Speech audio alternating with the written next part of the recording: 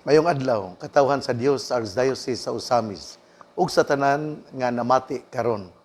Ako una nga itimbaya ang mga mag-uuma ug mga mananagat. Apan labaw sa tanan, akong pahasubo labi na gayod sa banay ni Father Jenny Villamor. Si Father Jenny Villamor mihalin ining kinabuhia ni adtong Sabado, Hulyo 24, 2021 sa mga alauna sa hapon. Apan nindot ang iyang kamatayon tungod kay sama siya sa usa ka maisog nga sundalo nga gahimo sa iyang gimbuhaton isip sundalo sa tong Ginoo. Niya nang buntag sa Sabado, Hulyo 24, alas 6:30, mihimo siya sa usa ka kasal, iyang gi-solemnize the wedding. Unya sa alas 9:30, doon na po siya gikasal. Unya sa mga alas 12:30, nipadulong siya ngadto sa Barangay Pines sa Oroquieta City, adto unta siya sa kapilya aron mihimo sab og funeral mass. Pero sa diha nga miabot siya sa kapilya, nabugtuan sa siyang kinabuhi tungod kay nag-heart attack man si Father Jenny Villamor. Saludo ako sa iyo, Father Jenny Villamor, tungod kay you continue to be faithful in your ministry as you responded to the call of the moment. Kay imo gayong gihimo ang imong pagkapari, labaw sa tanan, namatay ka nga pari o imo gayong buhaton unta ang usa katalagsaon nga gasa nga gihatag sa Ginoo kanimo aron mohimo sa funeral mass. Atong iampo ang pahulay nga dayon ni Father Francisco Jenny Villamor nga giordinahan niadtong Abril 5, 1983 o 38 ka tuig siya nga gaalagad dinha sa simbahan isip usa ka Katoliko Romano nga pari. Busa ako moingon atong iampo ang pahulay nga dayon ni Padre Francisco Jenny Villamor. Ang ato karong ebanghelyo nining adlaw atong kutloon sumala sa ebanghelyo ni San Mateo. Unya misugilon si Jesus kanila laing sambingay, ang gingharian sa langit sama sa liso sa mustasa, ang labing gamay sa tanang liso. Gikuha kini sa usa ka tawo ug gipugas didto sa iyang uma, ug sa pagtubo na sa maong binhi nahimo kini nga labing dako sa tanang tanom. Kini nahimong kahoy ug nanugpa ang mga langgam ug nagasalag sa iyang mga sanga. Si Jesus misugilo na usab og laing sambingay, ang gingharian sa langit sama sa igpatutubo sa pan. Gikuha kini sa usa ka babae ug gisagol sa usa ka takos nga harina hangtod mitubo ang tibuok minasa. Si Jesus migamit og mga sambingay aron pagsugilo ni ining mga butanga ngadto sa mga tawo. Wala siya gisulti kanila bisag unsa kundili pinaagig sambingay. Gihimo niya kini aron matuman ang giingon sa propeta. Mugamit ako og mga sambingay kung makigsulti ako kanila. Suginlan ko silag mga butang nga wala pa hibaloi sukad nabuhat ang kalibutan. Ebanghelyo sa tong Ginoo. Daygon ikaw o Kristo. Una sa tanan, usbon ko akong pahasubo sa banay ni Father Francisco Jenny Villamor nga taga Carmen, Cebu, nga mialagad siyang pagkapari dinhi sa Misamis Occidental sa Archdiocese sa Usamis. Namatay si Father Francisco Jenny Villamor ni adtong adlawng Sabado, Hulyo 24, 2021 sa alauna sa edad nga 66. Hinaut unta nga hatagan siya og pahulay nga dayon. Ang ako pod nga timbaya sa atong mga naminaw nining atong Sibya karon, labi na sa mga matuohon sa Dolores ug Panay Clarin, sa Kanibungan, labi na gayud ni Edwin Pitos. Ako pod nga belated birthday greetings ngadto ni Victoria Maratas niadtong Sabado, Hulyo 24, 2021, si Victoria Maratas ang iyang taga Balintawak, Ozamis City. Ang ato karong ebanghelyo, una sa tanan, sa dili pa din ako hisgutan ng ebanghelyo, ako usa nga isulti kaninyo nga karong adlaw atong gisaulog ang kapistahan sa mga ginikanan ni Mama Mary, ni sila si Ana o si Joaquim. Unya kagahapon ato pong gisaulog ang first World Day of Prayer for Grandparents and Elderly. Atong gisaulog ang una kay karon pa man gi-institutionalize ni Pope Francis. Siya ang pasidungog, unang nga pasidungog sa ato nga mga katigulangan, sa ato nga mga lulog-lula nga mauna nga first World Day of Prayer for grandparents and elderly. Nya karong adlaw mao ang piyesta sa mga ginikanan, mga grandparents ni Jesus in the human level, in the humanity of Jesus. Doon na sa mga katigulangan nga mao si Joaquim o si Joaquin o si Ana. Unya, nining atong ebanghelyo karon gahisgot kini og liso sa mustasa. Ngano man gyud nga gipakasama ang gingharian sa langit sa liso sa mustasa. Kay una sa tanan, ang liso sa mustasa mo'y pinakagamay nga liso. Apan kun kini ilubong, itanom, unya bisbisan o hatagan og pagtagad, mamahimo kini nga dako nga kahoy. Ipasabot nga ang gingharian sa langit di ay gasugod kini sa gamay nga pamaagi. Una sa tanan, unsa magiging gingharian sa langit?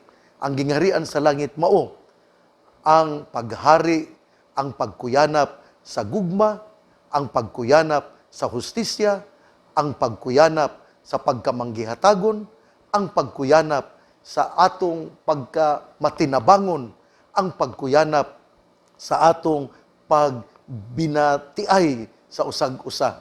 Mao man bitaw nga importante kaayo nga kining gamayng gugma atong ipaambit ug tungod kay dunay gagmay nga gugma sa pagtinabangay, gugma sa pagbinayloay aron mahatagan og pagtagad ang nagkalisod-lisod, ang atong pagtinabangay bisan gamay pero makaalim sa kalisod ug kaguol niadtong mga naghambin sa ilang mga kagulanan. Muna nga ang liso sa mustasa mao ang gigamit nga sambingay sa atong Ginoo aron iyang ihatagan og unod kung unsa ang kahulugan sa gingharian sa langit. Sa to pa di ay magsugod gyud di ay ang gingharian sa langit sa gamay nga pamaagi. Kay ang gingharian sa langit niining yutaa mauman ang pagkuyanap sa hustisya, gugma, pagtinabangay, pagbinayloay og gugma og pagtabang sa usag-usa. Pero ang gingharian sa langit dili lang dinhi sa yuta kundi aduna usab sa lain nga kalibutan. Pero atong sugdan ang gingharian sa langit dinhi nining yuta, dinhi nining kalibutana. Mao na nga sa matagtabang nimo sa imong isig katawo, imo di ay nga gipakuyanap ang gingharian sa langit, imo di ay gisugdan paggambalay ang gingharian sa langit dinhi sa yuta. Nya ikaw nakahimo ka ani? Nahimo nimo ang paggambalay, nahimo nimo ang pagtabang aron mugitib o mulambo ang gingharian sa langit samtang niya pa kita sa yuta. Sa panahon din ikaw nagmatinabangon, sa panahon din ikaw adunay kaluoy sa imong isig katawo, sa panahon din ikaw nakakita sa mga pag-antos o dayon ikaw nga mitabang kanila, imo di ang gisugdan pagpuyo ang gingharian sa langit dinhi sa yuta.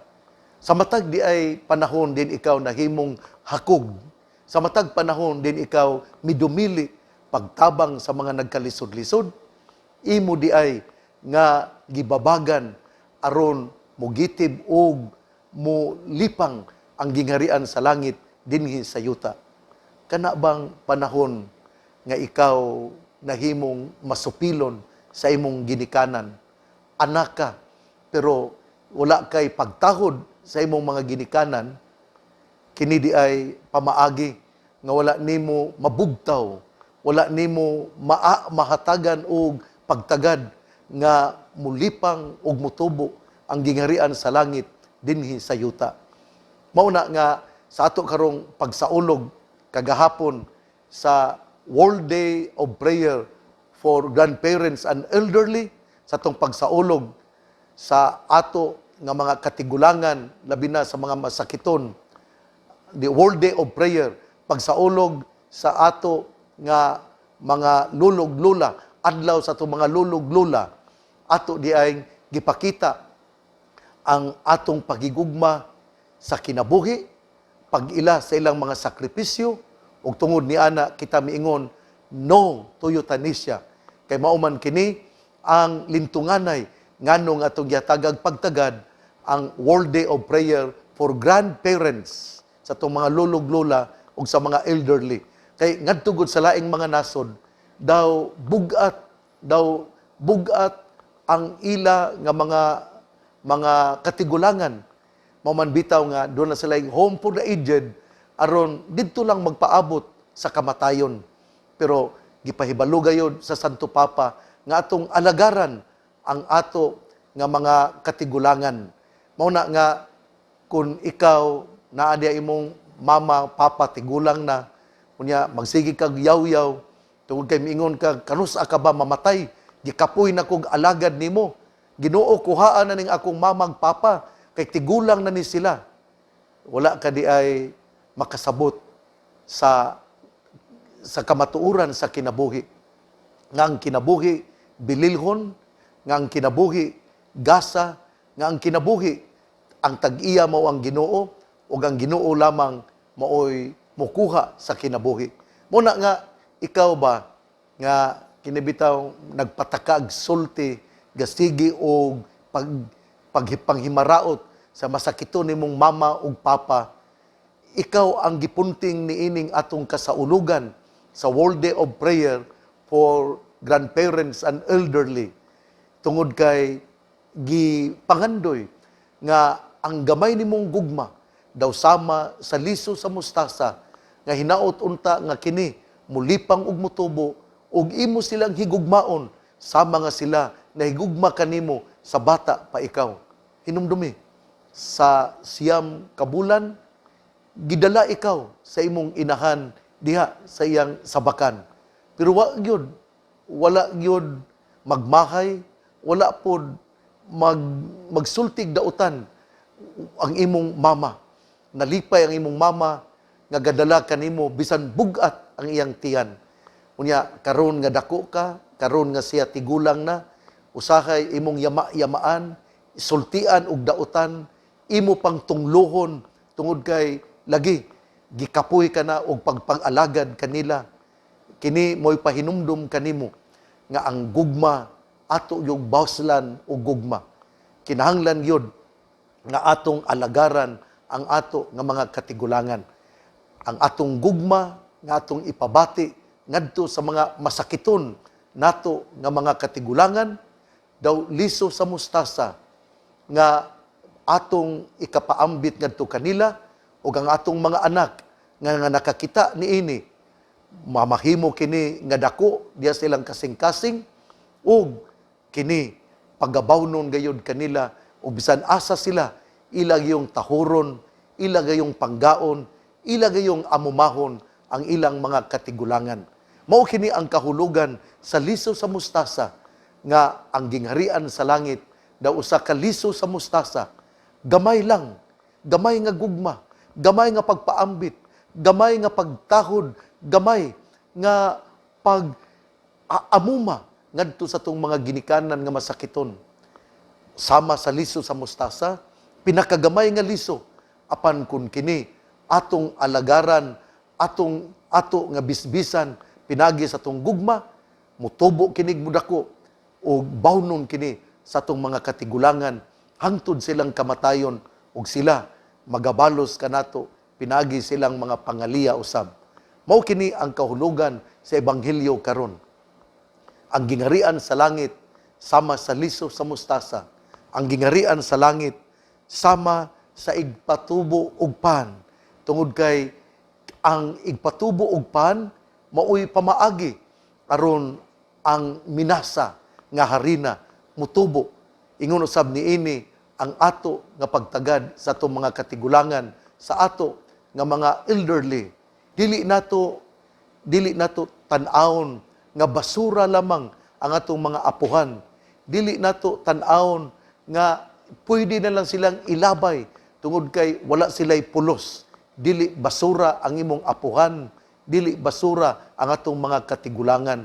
Busa sama sa liso sa mustasa, gamay nga gugma, pero kini makitaan sa atong mga kabataan ug sila musunod sa imong gihimo.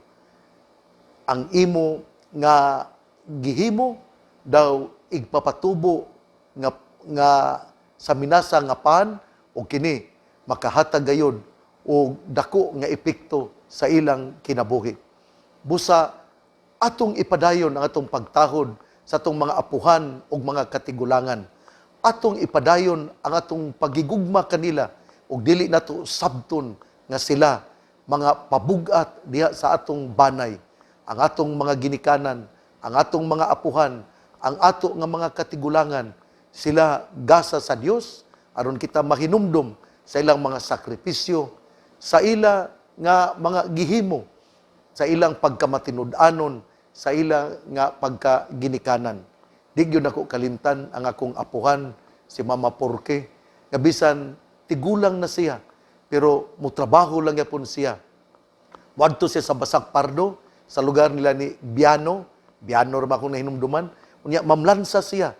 Unya wa gyud siya, di gyud siya mangayo og pagkaon sa iyang mga anak. Mibarog siya mitindog. Unya duna gyud siya iyang kaugalingon ug gipanalanginan gyud siya sa Ginoo. Wala gyud siya mag-antos sa iyang kamatayon. 91 ang iyang edad siya nang namatay siya. Nya ang di gyud ako makalimtan kay guat sinanggo masagay ko kay kada hapon iya mong kong papaliton og linat-an nga kining kanang linat-an ba muhigop siya sa bawng init nya ako man pong higupon nya ni guman ana ako pong butangan ako pong sakta na pud og init tubig mutang nga motawag siya Martin nganom ning ladang naman na di maladang nga init tubig na malampod to nya moinom dayon siya og kining tuba nga usa ka hungot mo na to iyang rhythm sa kinabuhi pero ang ako yung makatunan niya mao kanabang makanunayon nga mualagad mo trabaho iyang gipakita nga dunay bili ang iyang pagkatao ug dili siya magpaabot nga hatagan sa iyang mga anak. Igsuon ang mayong balita nga mao ang pulong ni Hesus, ang iyang pamation, pamalandungan ug paningkamutan nga mapuy-an. Bulahan ang tao nga namati sa pulong sa Ginoo, sama siya sa kahoy nga gitanom, daplin sa usa ka sapa, kansang dahon dili gayud malaya. Timpo sa timbunga, siya mamunga. Igsuon, ugma na usab. Akong usbon ha, adlaw karong Lunes, Hulyo 26, atong gisaulog ang kapistahan ni sa mga ginikanan ni Maria, mga apuhan ni Hesus sa tawhanon nga pamaagi, sila si Joaquin ug si Ana, kini nagpakita usab nga atong panggaon, atong amumahan ang ato nga mga apuhan ug mga katigulangan. Ug hinaut unta nga kini mao'y magdala kanato nga magtudlo sa atong mga kabataan nga no to euthanasia tungod kay ang uban nga mga nasod daw ilang gipakabasura ang mga katigulangan ug ila lang gibutang sa home for the aged o maghilak in taon ang mga katigulangan nila tungod kay daw gapaabot lang sa ilang kamatayon. Ako po nga greetings ngadto sa taga Clarin, labi na gayod dinha sa mga matuohon din na sa Dolores, sa Panay ug sa Kanibungan, labi na gayud ni Edwin Pitos ug ako usab nga pahasubo sa banay ni Father Francisco Gene Villamor nga taga Carmen, Cebu, nga namatay si Father Gene Villamor niadtong Hulyo 24, 2021 tungod sa heart attack, pero nindot ang iyang kamatayon tungod kay he was like a good soldier of our Lord Jesus Christ.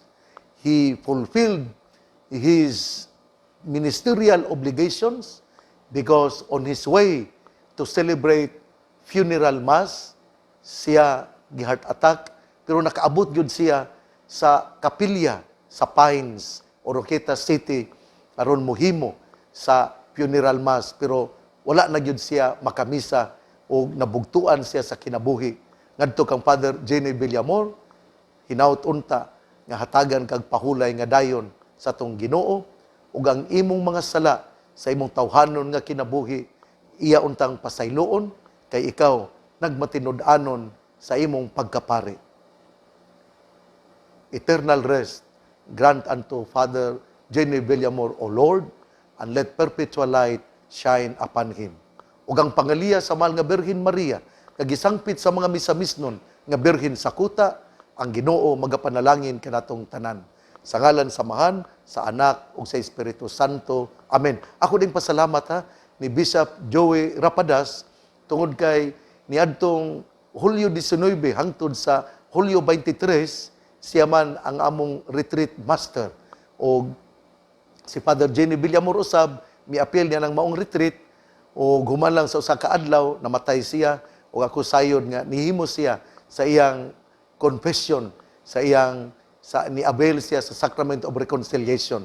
Musa ngadto ni Bishop Joey Rapadas, ang obispo sa Iligan, thank you for guiding us, labi na gayud sa pagpamalandong, unsa ang kinabuhi sa pari, o unsa ang buhaton aron kanunay buhi ang pari. Natong tanan, ako miingon, mag-inampuay kita, ug atong iampo ang pahulay nga dayon ni Father Gene Villamor.